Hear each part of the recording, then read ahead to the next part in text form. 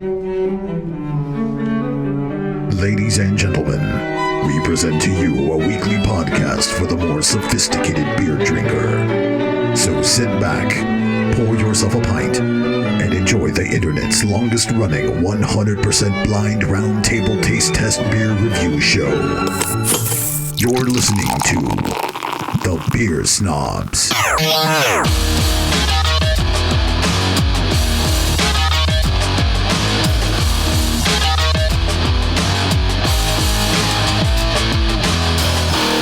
Welcome to the show, everybody. How you guys doing? This is Daemon. You're listening to The Beer Snobs, and across the table from me is B.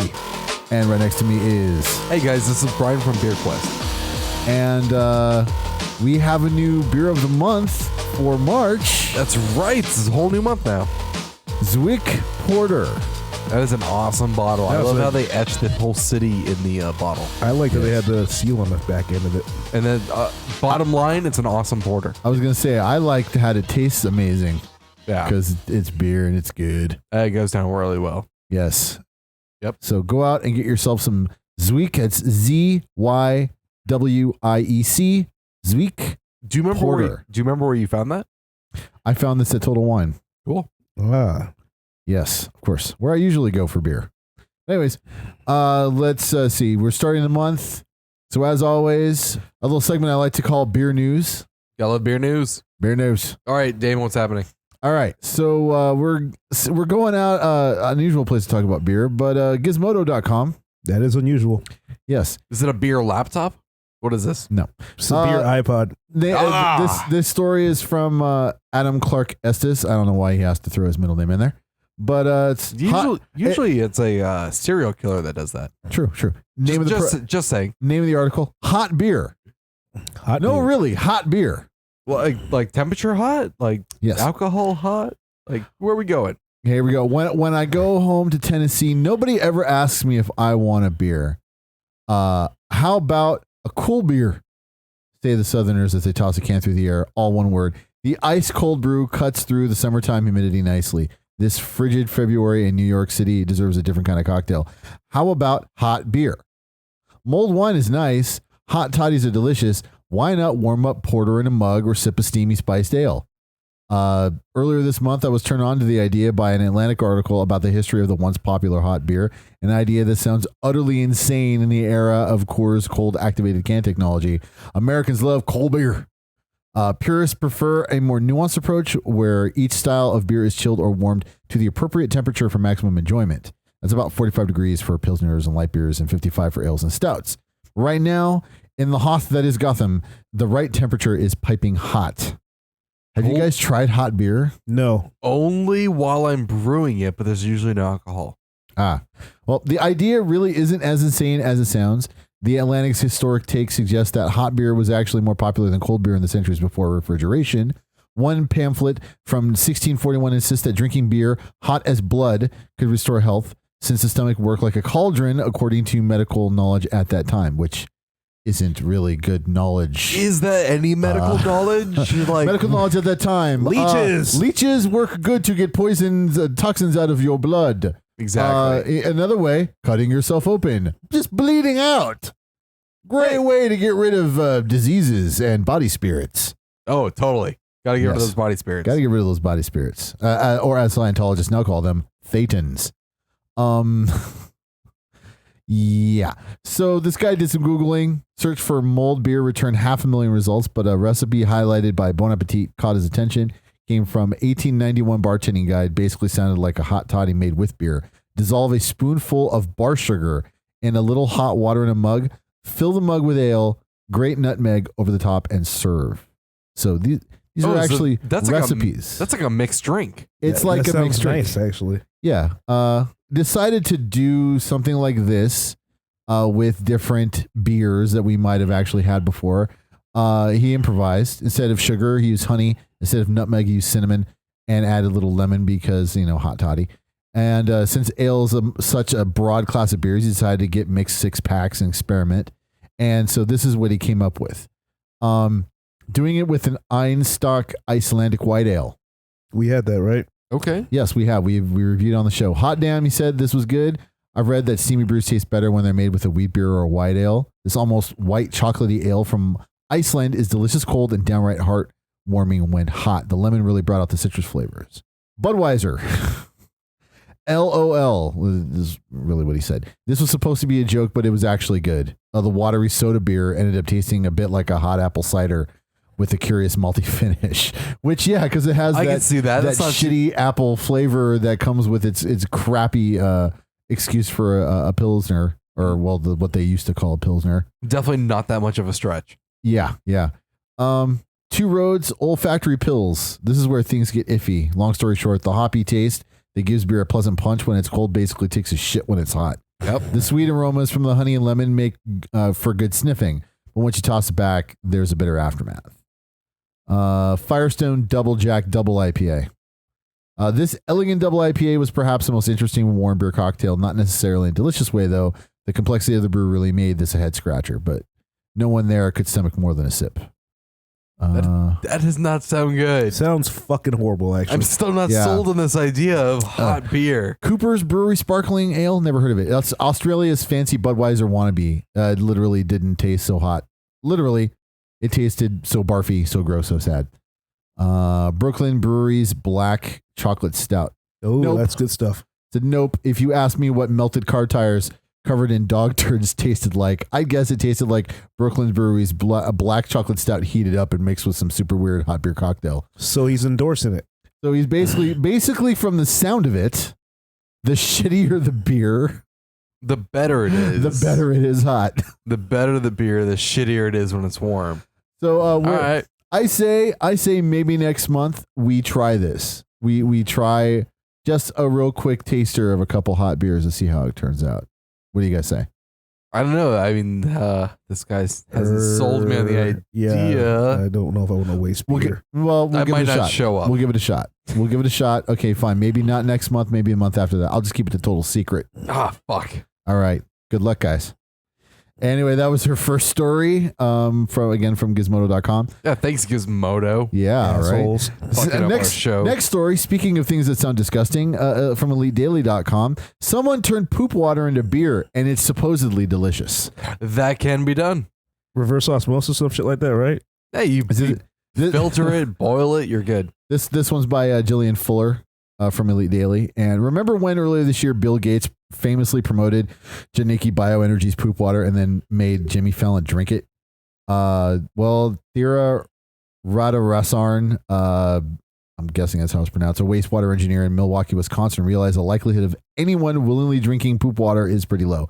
So in an effort to make it more palatable, he brewed the water, sourced from the Milwaukee Metropolitan Sewer District, into something slightly more appealing, beer. I hope that they pay you to do that. They would pay you for it? No. Yeah, because, I mean, you just take it off their hands for them. He said he wanted to get people talking. There's a potential use for what we discharge into lakes and streams. Though the brew's name, Activated Sludge Wheat Ale, sounds revolting. It's a good name. The beer is supposedly delicious thanks in part to Radarasaran's diligent process. He went through multiple chlorinating, filtering, distilling steps before even beginning the brewing process. A professional taster from craft beer haven Lakefront Brewery gave the unique ale a solid 7 out of 10 rating for flavor. Wow. Yeah, he says it's one of the better home brews he's ever had. Wow, guys. So kids at home, that means it's a C-. C- for poop water beer. Yeah. Wait, wouldn't that be an A then? Just because? Just because. It's poop water? No, you don't get any effort points fair. No. I It's believe poop it'd be a water, C-. man. It'd be a C- because it came from poop water. You want poop water beer? No, I don't want to drink it at all. I'm happy somebody else did it besides me, but I'm thinking at least it got a grade above an F. So therefore it's a win. It is above an F. So.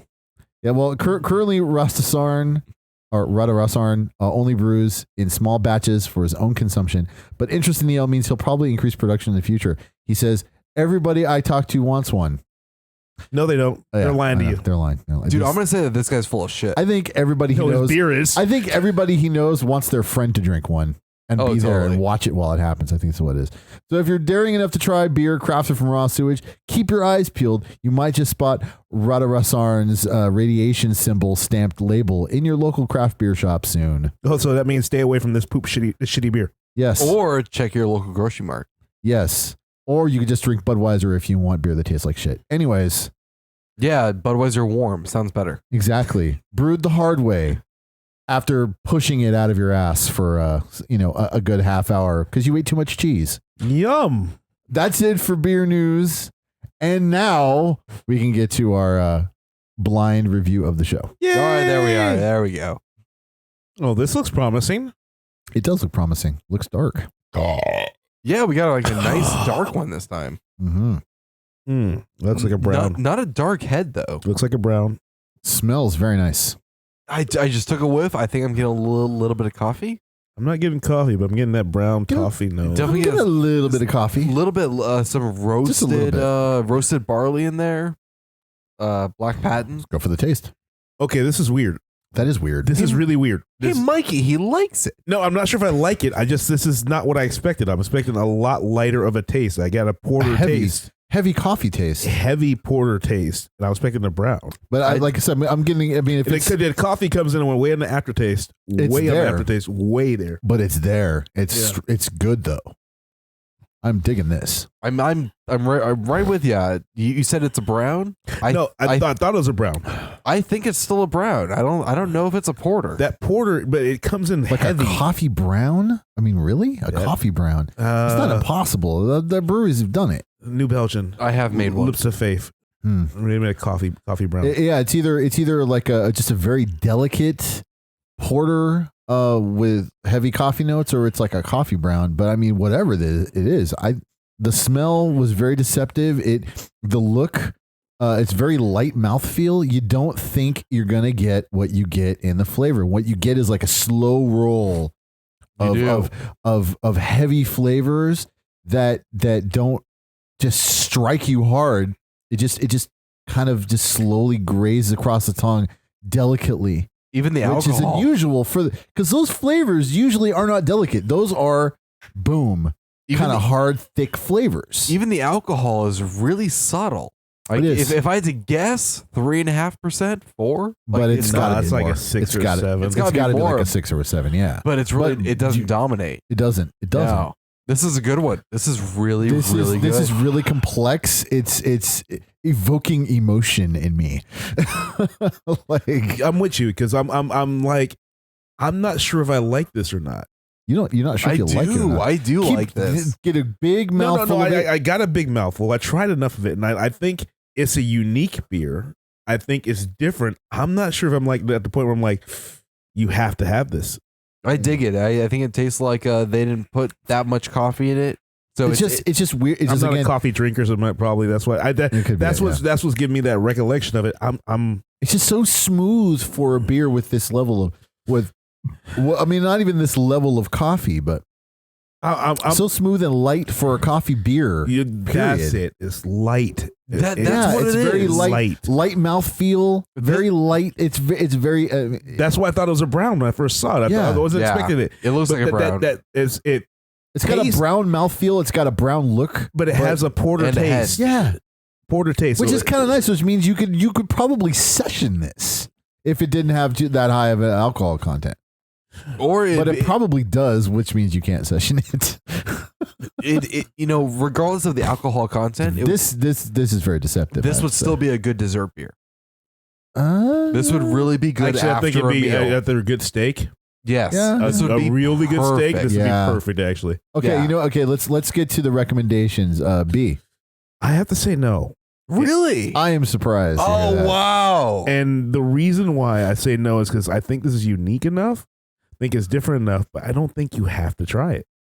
I think it's one of those things that if you find it, you're like, okay, this is cool, this is nice, you move on. When I want to give a recommendation, it's like I want to buy this on a regular basis. I don't think I'd ever would want to buy this on a regular basis. Wow. Okay, but that's not saying it's not a good beer. It's not a above average beer. I just can't see myself saying, let me get a bottle of this later on. Okay, that's where we differ. I like this beer. I would strongly recommend it, but I base my recommendations on whether I think it's horrible. If I think it's horrible, I'd say don't even waste your time. This does not fall into that category. This is a good beer. I like the coffee. I like how subtle it is. I'd say try it. Yeah, I have to agree with Hardiman here. I think it's smooth. I think it's got a light mouth feel. I like the slow roll, the flavor. the way it just rolls through the palate. It didn't. It's not like the most impressive beer I've ever had, but it's really good. The flavors are all good, and considering the kind of shit we've had on this show. Again, but I'm just saying from my own recommendation, yes, I think people should go out and give this one a shot, especially if you like coffee flavor in your beer, but you don't like it just smacking you in the face. This is really smooth. It's really smooth. It's really light, but it's really flavorful, I think, and I like it. It's well done. Yeah, that's exactly what I think. Yeah.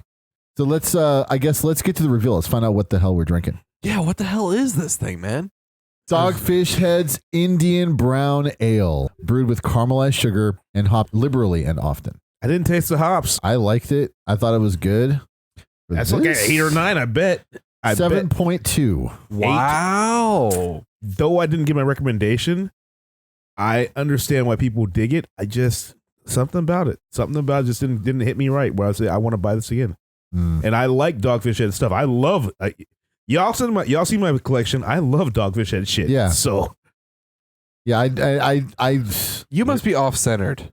I am probably. It's the haircut. That's what happened. Oh, okay. All right. Samson. We'll let you slide. Samson, they took Samson's fro, and now it's not the same. Samson. I want to talk to Samson. Going to take me to the moon. But I can honestly tell you, until the show, I have never gotten to try the Indian Brown. Never tried it. It was good. I really, really liked it, and only a 2 out of 3. I'm very surprised. B. I know you look like you were really on the fence about it. Again, I think honestly, it hit me from left field way too much. I don't think I will buy this again, and that's why I'm on my recommendation. My recommendations are based upon whether I would buy this again for something. Whereas I would. I'd say try it, man. It's good. Right. Well, that was 2 out of 3 for the Dogfish Head Indian Brown Ale. I even interviewed Sam before, and I still don't like it. Anyways, if you want a beer that we do recommend 3 out of 3, Zwick Porter. That was great stuff right there. Go out and get yourself ZYWIEC Zwick Porter. Get yourself a bottle. You will not be disappointed. Thanks a lot for listening. Anything to plug, guys? Geektainment events. I think this weekend we will be out at the Terra Vista Town Center. Come see us on Thursday. If you're in the Inland Empire of Southern California. Yeah, yes. we will be in the Cucamonga area. Tickets are on brownpaperkits.com. Come check out our first event. See if the thing works. Awesome. And hey guys, Hardiman. Yeah, hey guys, check us out on beerquest.com. QWEST. That's exactly how you spell it. And check out our podcast. We syndicate a couple of other podcasts, including the Beer Snobs and a couple of others. So check us out. All right. And thanks a lot for listening. And I guess we will see you next week. I'll see you at the bar. The quest is only half the fun. I'll feel the same.